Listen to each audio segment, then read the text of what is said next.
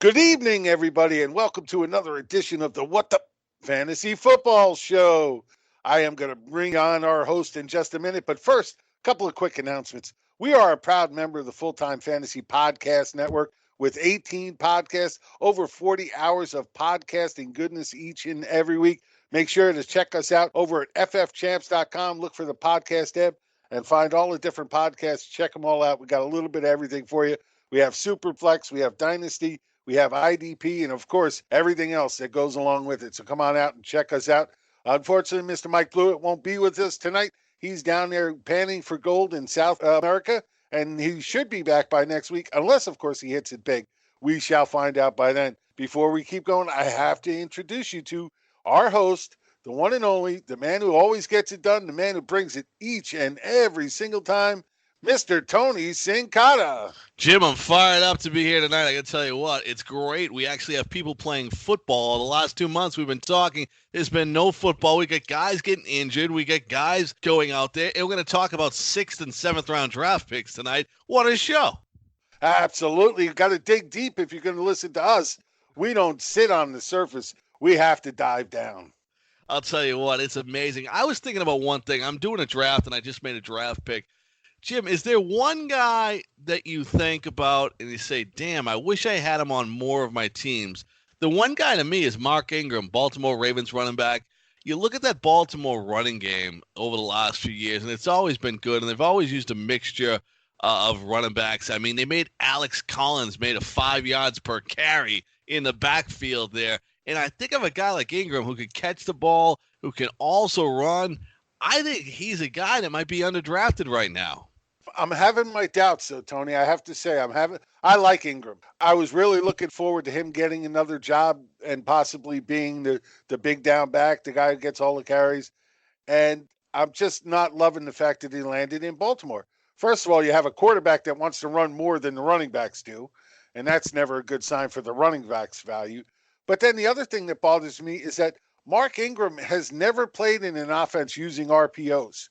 This is going to be something totally new to him. He's never been in that type of environment before. So I'm wondering if it's going to really work to his strengths. I look at it the running back position, and I look at it from just the running the ball perspective. And I tell people all the time, from Pop Warner to the NFL, it's the same hole numbers, and you hit the hole. Where they get lost, the running backs, though, is in the passing game.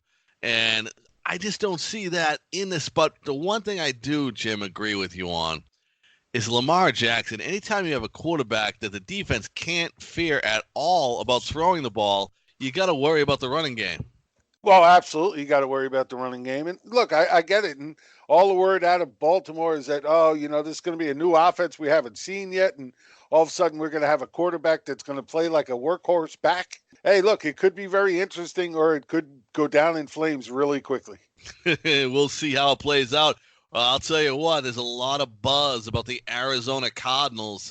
And the rave in the Cardinals camp is not the first pick in the draft, not Larry Fitzgerald, a future Hall of Famer. It's a 6th round draft pick named KeeSean Johnson. Not that guy, but a different guy. He spells it a little different. Is this guy draftable in anything but dynasty leagues? You know, the way they're talking him up, you'd have to think as a late round flyer, especially in a best ball league, I might take a flyer on him. By the time you get down from Fitzgerald to Kirk to David Johnson, you just have to wonder if 4th and 5th receiving options are really going to be big fantasy guys. They may have a few big games here and there, which is why I like them in best ball, but I don't think they're going to be guys you can count on each and every week. And maybe he's getting it quicker out of the gate than the other guys they drafted, but there's too much time left to say it's a guarantee that he's going to be that guy. Yeah, I think a lot of times is what you got to be wary of this part of training camp is reading everything you read out there. Because remember, a lot of the stars still aren't participating in some of these practices, so it gives the opportunity for a 6th round draft pick to step up because he's getting reps. And all of a sudden people are watching him. He's making plays. And Jim, when we get to exhibition game 3, the guy will be out there for 2 series. We were talking about this on the Frenzy today. I mean, week 3 in preseason was always the big game before. You know, that was the game where the starters played, at least a half, maybe more. But we didn't see that last year, and I think we don't see that again this year. They just don't want those guys on the field in preseason for that long a time. They'll send them out there for a couple of series, and then they'll sit them. So I think that whole, week 3 being the big week to see your starters thing, I think that's gone away. Yeah, so you just think it's 4 weeks. I'll tell you what, you are 100% right about last year.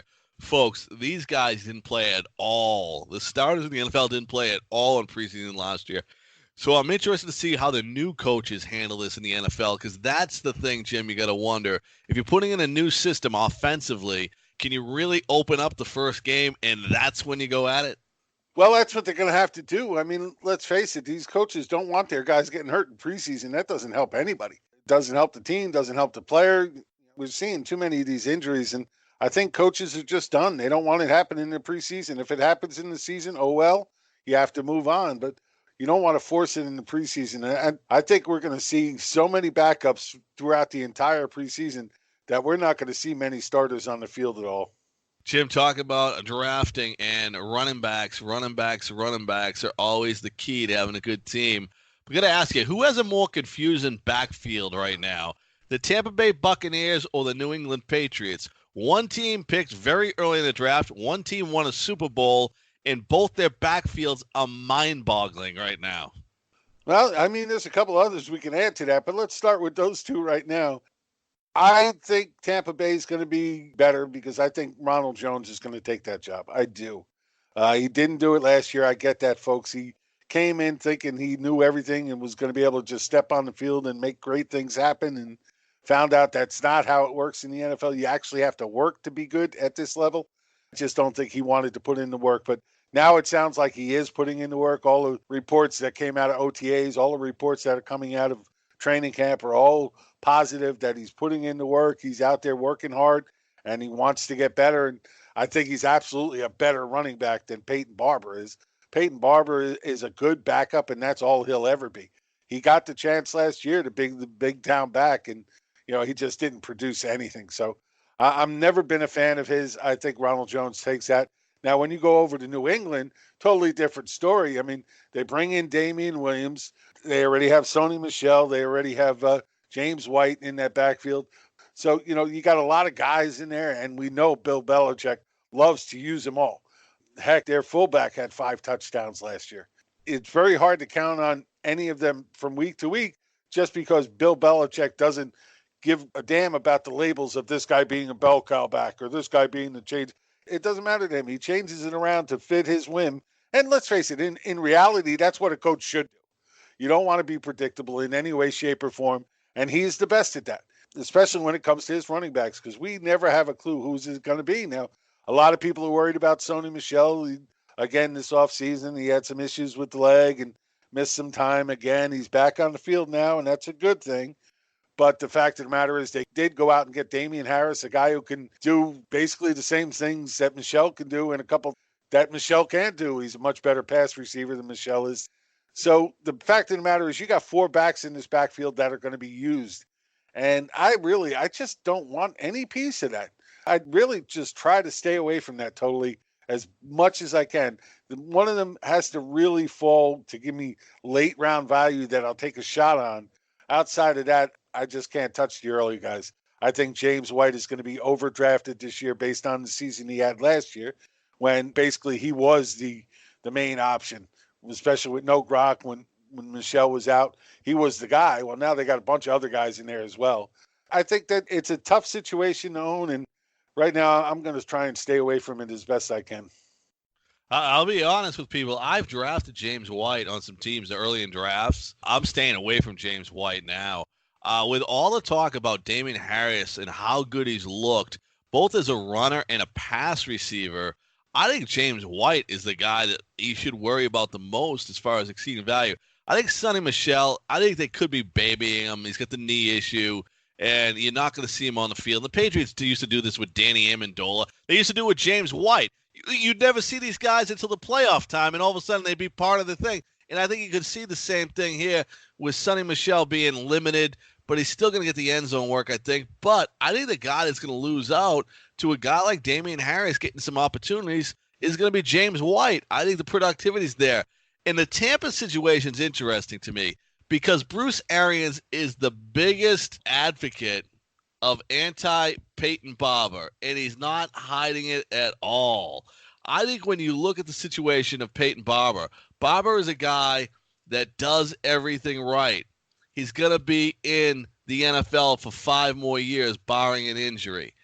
But the problem is Peyton Barber doesn't have any skills that make him excellent at all. So Bruce Arians keeps seeing this guy named Ronald Jones on the practice field, right? And he can run fast, and he can catch the ball, and he can be explosive. And Arians is drooling, and that's all he keeps talking about. And I think he's going to give Ronald Jones every opportunity. I agree. They have draft capital in him. They don't really have that in Peyton Barber. So I do think they're going to give him every shot. And it's on him right now. Either he takes that job and takes it away, or he doesn't, in which case it's going to be another backfield nobody's ever going to want a piece of. Moving on to the Cincinnati Bengals, going from the Buccaneers to the Bengals as we fly around. It seems the weeks keep escalating on the return of A.J. Green. Reports were out he'll miss week 1. Now he might miss a couple weeks. I got to tell you, is A.J. Green even draftable at this point? Sure, he's draftable. As long as he falls far enough to give you value. They're talking he's going to miss a few weeks. You know, they're saying 1 to 2, which probably means 3 to 4. You have to be a little concerned there. But if he starts falling into that 6th, 7th round range, I'm going to take him there. Look, this is a guy that when he is on the field, he's a touchdown monster. His quarterback loves him, going to feed him the ball. He's got a great number 2 opposite him in Tyler Boyd, which always helps. So, yeah, I'll still take a chance on him, but it's definitely not going to be in the 3rd round range he was going in before this. He's going to have to drop a few rounds before I'm ready to commit to him at this point. I think the same thing. 6th or 7th round, he's going to be on the board, and I'm going to keep looking at that name, and I'm going to dive at him in some drafts and other drafts there and hope for the best. I'm like Jim, too. I think it'll be week 4 that we'll see him back around that time frame. Tyler Boyd's interesting now. Do you move him up your draft boards? We saw this guy dominate last year without A.J. Green in the lineup. Do we see it again? Do we move him up our draft boards? What do we do with Tyler Boyd? I've had him up my draft board more than pretty much everybody else anyway, because I'm a true believer. I think this kid is that good. We really started to see him come into his own last year, even with A.J. Green on the field. I think he did better with A.J. on the field than he did without, and that makes sense. I mean, you know, take some of the defense away from him, that kind of thing. So he will have to deal with that, but he did good enough when A.J. Green was off the field, and we know Dalton likes to throw to him and get him the ball, and everything out of camp is saying this kid is dominating once again. So, yeah, I definitely have him a little bit higher than most people do. I have no problem going up and getting him. Now, the Philadelphia Eagles, the running back position, has always been in flux the last couple of years. We talked about a couple teams earlier that are using several running backs. Well, they draft Miles Sanders, and the rave reports out of Eagles training camp is this guy is the most impressive running back on the field, the most talented. When you look at that, they bring in Jordan Howard in the offseason. Where should we be looking at Sanders and Jordan Howard, and how do you see this playing out with the 2 running backs? I think Jordan Howard is going to be the early down back. He's going to be the goal line back, and Sanders is going to be the main change of pace guy. There's really no reason for them to run Sanders into the ground this year. They're going to bring him back slowly because of the hamstring issue he was having all offseason, missed all of OTAs because of that. I know he's in camp right now, and I know they're talking him up, but they're also talking up Howard. So, again, you mentioned it early. Early training camp reports can be really deceiving because they're just going to talk up the people that are playing and do all that, and I get that. I still think Jordan Howard is better than people think after last year, what happened with him last year, but I think he's absolutely better than that. I think we're looking behind this O-line, behind the Philly O-line, which would probably be one of the best in the league, if not the best. I think this kid has every chance to break 1,000 yards, maybe even 1,100, and then probably 10 or 11 touchdowns as well. So I love where you can get him now, and I have no problem pulling the trigger on that. Sanders is going to be in for a good role as well. I'm not really worried about the other guys like Corey Clement and Smallwood because he's definitely much more electrifying than either one of those are. So he's going to get his role as well. But right now, Howard is being drafted after Sanders, so I like the value with Howard much better. You know, it's crazy. When I think that our 2 running backs are similar as far as the production that they'll put on the field, I always lean to the guy that's going to get the goal line carries. And, Jim, I'm going to ask you, is that the right way to look at it now? Now that we see the advent of point per reception leagues, right, and running backs very involved in the passing game, do we still lean, if we have it close, to the guys that get the end zone carries, or should we be leaning more to some of these pass-catching running backs? Well, it really depends on the opportunity, how many passes we're looking at. With a rookie, I'm going to be a little tentative with him. I just am. If he's not coming in knowing he's going to be the every down back, then I'm going to be a little tentative. I'd rather have the guy I think is going to get more opportunity. And like you said, with goal line work, he's going to get behind a great offensive line. So he should get plenty of opportunities because this offense should be improved with Wentz fully healthy at this point. And the one thing that people aren't realizing is, look, they got Sanders to be their guy for the next 4 years. So at least the next 4 years. Whatever they do after that, we'll see. But they have him for the next 4 years. Meanwhile, they have Howard for one as of right now. He's got a 1-year contract. Why not run Howard as much as you can to keep Sanders fresh for as long as you can? You got nothing long-term invested in Howard. You might as well run him into the ground. Sticking with the Eagles, reports from NewJersey.com's Mike Kay, Carson Wentz and DeSean Jackson have been connected on bombs all preseason. Is DeSean Jackson back to where he was with the Eagles? And should we be excited? All accounts are saying that he's wheeling and dealing all over the field, and Carson Wentz is loving throwing to him. I always liked DeSean Jackson, but to me, he was always a guy that was better in a best ball league than he was in a season-long league, because he's going to have big games. You just don't know when they're going to come. And he's always been like that. And there's plenty of guys that are like that. Usually it's the speed guys, the guys that can get downfield. They're trying to make big plays every play. And you're going to have some of them during the course of the year. It's just not going to be an even flow throughout every single game. And that's why these guys become better best ball options than season-long options. They got a lot of talent on that field right now in this offense. They really like J.J. Arcega-White coming in now. He seems to be making a splash in training camp as well. Galore did well for them last year. Alshon Jeffrey is another year removed from the big injury, so he should be even sharper. A lot of weapons here. I like DeSean Jackson a lot, but I think he's going to be very up and down like he's always been throughout his career. But he is going to have some great games and is definitely one of the guys that I've been targeting a ton in my best ball leagues. It looks like strained calves are a thing for the preseason. And should we be concerned about Derrick Henry's strained calf or Andrew Luck?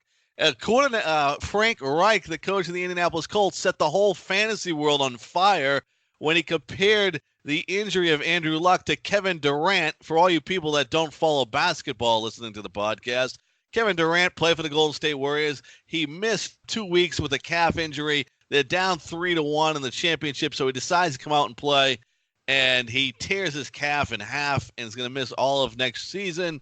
And Frank Reich somehow compared Andrew Luck's injury to that, and people were all crazy. Should we be worried about Andrew Luck right now?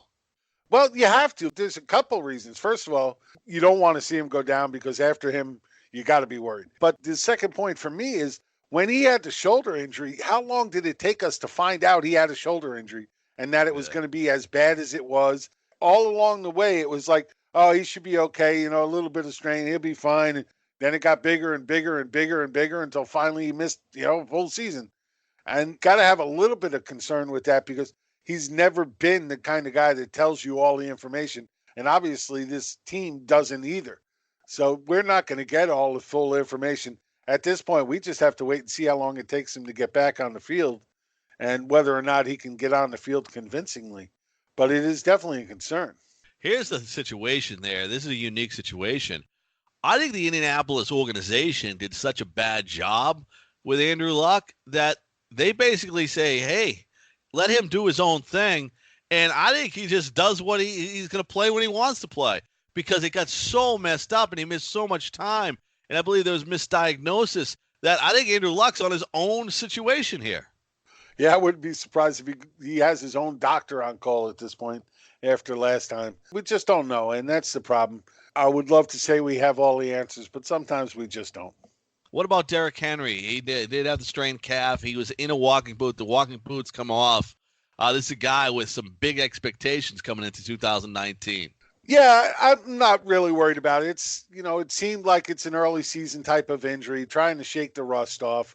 He didn't do a ton in OTAs, so this is where this comes to. And we see, more and more of this coming on. I don't think, from what everybody is saying out there, that they don't think it's a big deal. He should be ready to go and get back on the practice field soon. So I don't really think it's going to be a big problem for them. But again, it's always something we have to watch. I'll tell you what, people don't realize this, and it's gonna be honest. This is the people's jobs, right? And they go out and they kill themselves in August.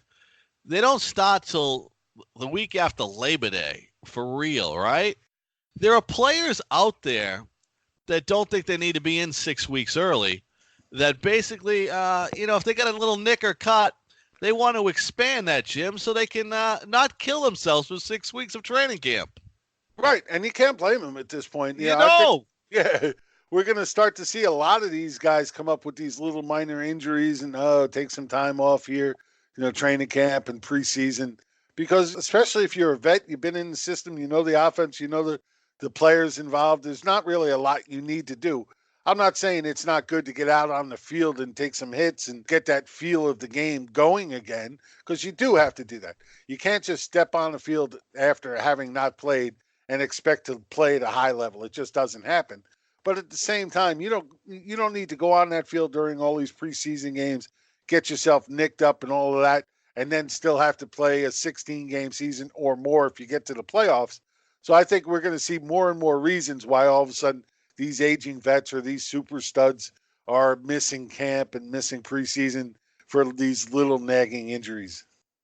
I'll tell you what, people are getting all fired up as we're coming down to training camp. Jim, did you feel personally touched? Did you cry a little bit as Le'Veon Bell apologized to fantasy owners last year? No, not at all. At least he did. You got to give him that. At least he did. I don't know. I'm not a big Le'Veon Bell truther. I'm just not. I think he's a good running back. Heck, might even be great. But to me, James Conner was putting up better numbers than Bell ever did in Pittsburgh last year. So is it the system? Is it the running back? I think we'll find out quickly this year because he's in a totally different offense with a totally different offensive line. So it'll be interesting to see if he can still get it done with this team. I'll tell you what, I'm really interested in it too, but I think he's going to be right there as one of the top running backs based on the passing game and the number, because he's going to stay on the field for every down. He's going to catch the ball out of the backfield. But that being said, I've never seen anyone with this guy's running style be successful in the National Football League. He hesitates so much behind that line of scrimmage, and we used to be able to pick a hole in Pittsburgh.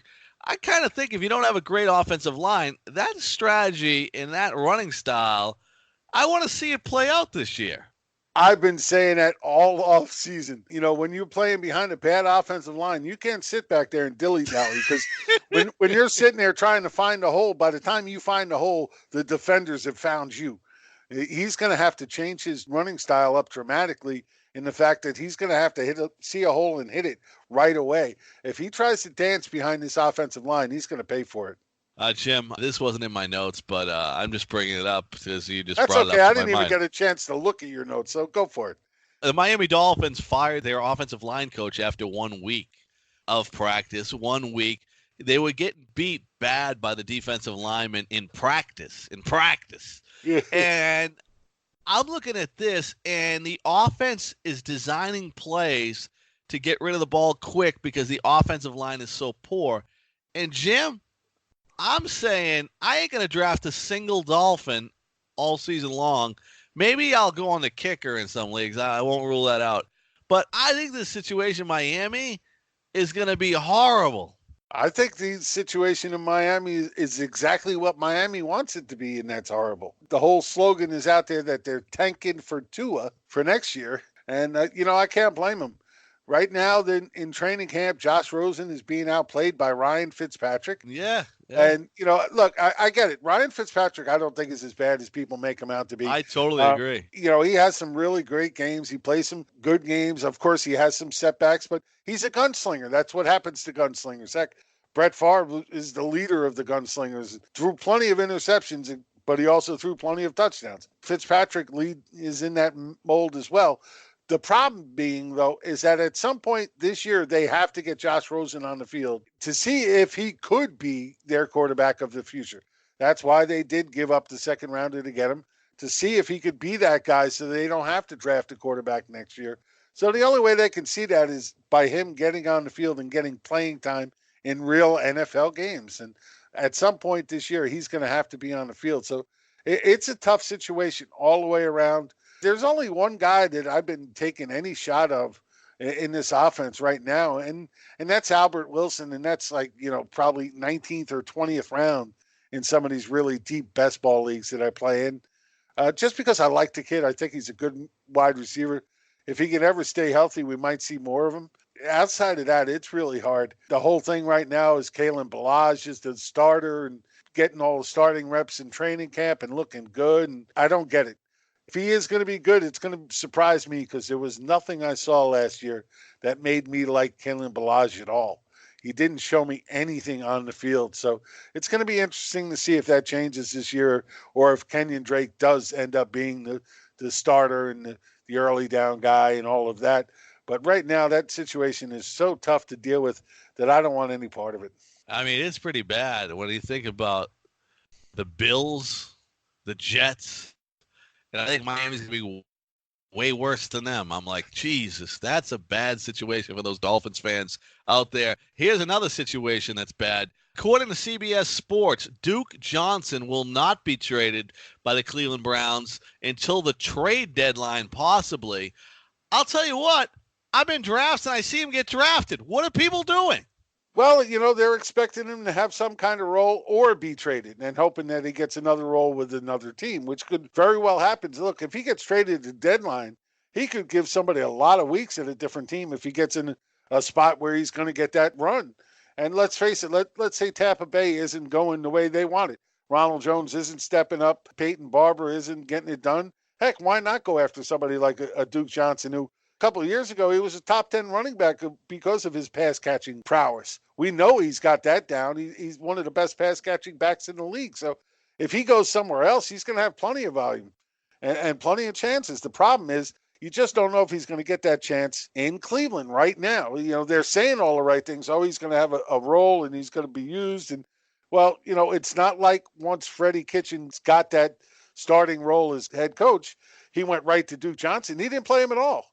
So it's kind of hard to think all of a sudden now he's got a big role there. So I'm with you. I'm a little hesitant, but I think most people that are taking a chance on him now are hoping that he does end up with another team. I mean, it makes sense what CBS is saying because the time that Duke Johnson would be traded be the time that Kareem Hunt is coming back. So that makes me say maybe CBS is just lazy in drawing a conclusion, or Cleveland's smart and saying, hey, you can never have enough running backs in today's NFL.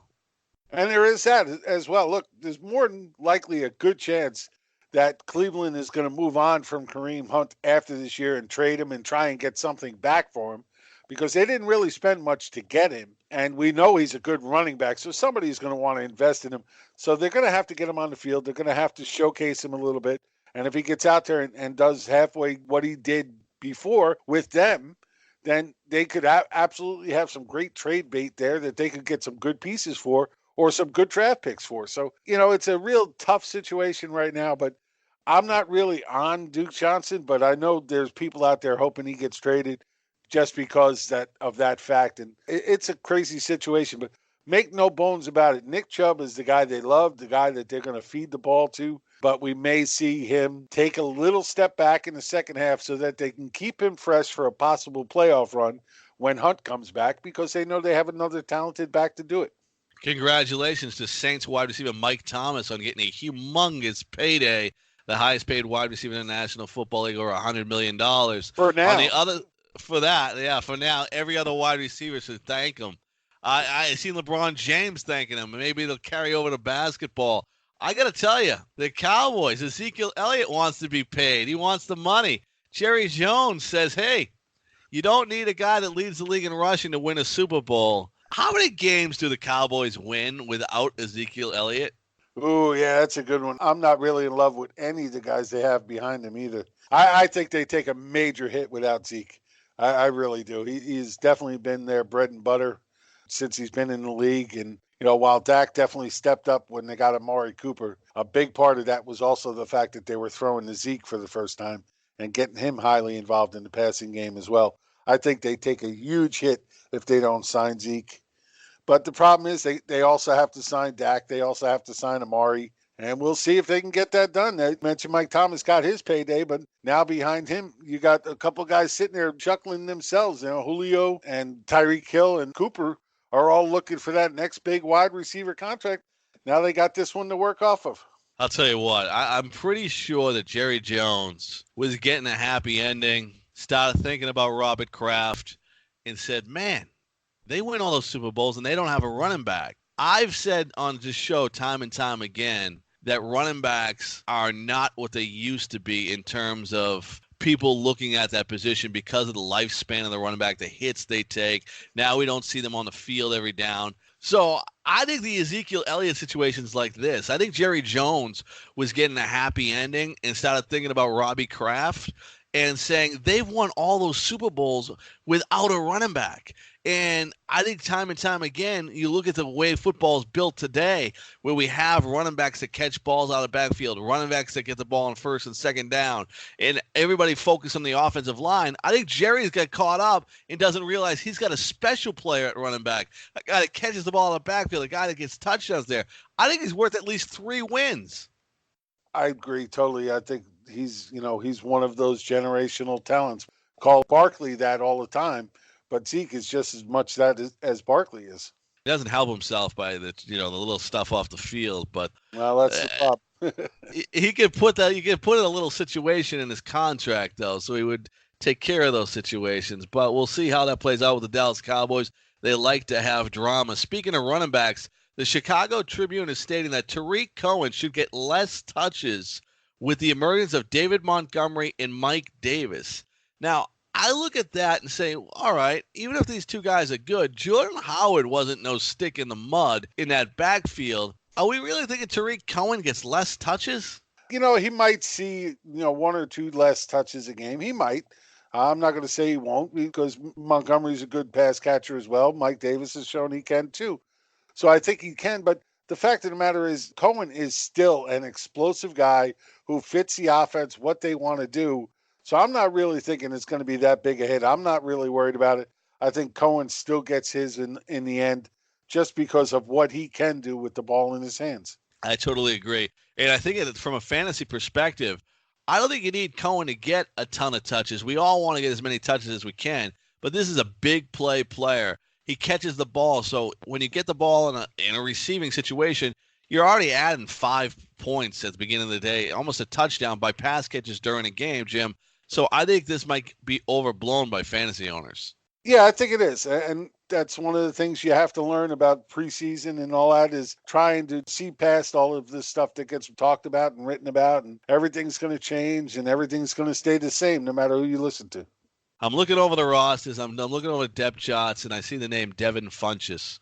And I'm like, I never liked this guy in Carolina. I don't see how he's going to do anything in Indianapolis. But they need some wide receivers there. They're banged up at the wide receiver position. Is Devin Funchess a guy that you look at ever and say, I'm going to put him on my team? Look, when you got Andrew Luck thrown to him, sure you got to think about that. Look, let's face it. I mean, Andrew Luck was dealing it out to guys like Chester Rogers and Zach Pascal, guys like that last year, and getting it done. I think he's better than they are. He gives them a big body target, so he could be a nice red zone threat as well. Gives him another option besides Eric Ebron in that red zone. So I think Funchess is in for a decent year if he can stay healthy, and if Andrew Luck can stay healthy, that's a big part of it as well. But I think, as the year goes on, we may start to see a little bit more of Paris Campbell coming on, the rookie, who is absolutely having a good camp right now too. Jim, here's the problem I have with the situation involving him is that he looks like a tackle when I watch him on the field. He is so big, I don't even know how he can run. Well, he is a big guy. There's no doubt about it. That's what they like about him. That's what they brought him over, is to be that big target. Get him out there in that zone, let him sit down in an open zone and just throw it up to him and let him go get it. And that's what I think they're envisioning for him in the red zone as well. So, if he can stay on the field, stay healthy, I think he could have a good season in Indianapolis, just because they need extra wide receivers. There's no doubt about it. They don't really have that big body guy outside of Eric Ebron that's going to be able to make those kind of plays. It's going to be real interesting, guys. We're going to wrap it up. We got Mike Blewett coming back next week, and, of course, Jim Day. You can hear Jim Day every single day, Jim. Where can people hear you? Oh, it's easy. Let's see, Monday through Friday at 1 o'clock Eastern every day. You can come hear the Fantasy Football Frenzy on the FNTSY Sports Network on our YouTube channel as well. So come on out and listen to us. Of course, every Friday night is the FF Champs After Dark podcast with Frank Scandoro, Andy Singleton, and I every Friday at 10 p.m. We got other little things popping up here and there, and going to be more of it coming on. We're going to start doing a live Sunday morning show as we get closer to the season. I believe it's going to be me and Bill Enright from FF Champs going to be doing that, probably a 2 to 3 hour live Sunday morning show as well. So we got a lot of things coming up. You know how it is, Tony. We're getting closer to the season. The grind just gets longer. It absolutely does. I like Bill Enright. Bill Enright I've known for a long time. Back in the days when he did a lot of college football over on Sirius XM as well as the NFL. So the guy's well-versed in everything. Hey, he just finished 5th in last year's Fantasy Pros preseason rankings once again. He's a monster with those numbers. He does great things with that. And, that's what FF Champs is built upon, all those great tools that they put together over the years. And he's a big reason why. Absolutely getting it done. Jim Day, Tony Cincotta, we're going to take off, and we will see you next week. Whatever you do, stay away from the injured players. Go to church if you have to. Pray for it. Maybe give a homeless guy a coffee, and that'll keep your guys healthy, Jim. That's the way I go about it. Well, I agree with you, Tony. I definitely agree with you, folks. And, before we get out of here, again, don't forget to check out the podcast network. You can find us both on the Full-Time Fantasy homepage and at FF Champs. And you can follow us on Twitter using the hashtag FTFPodNet, PODNET.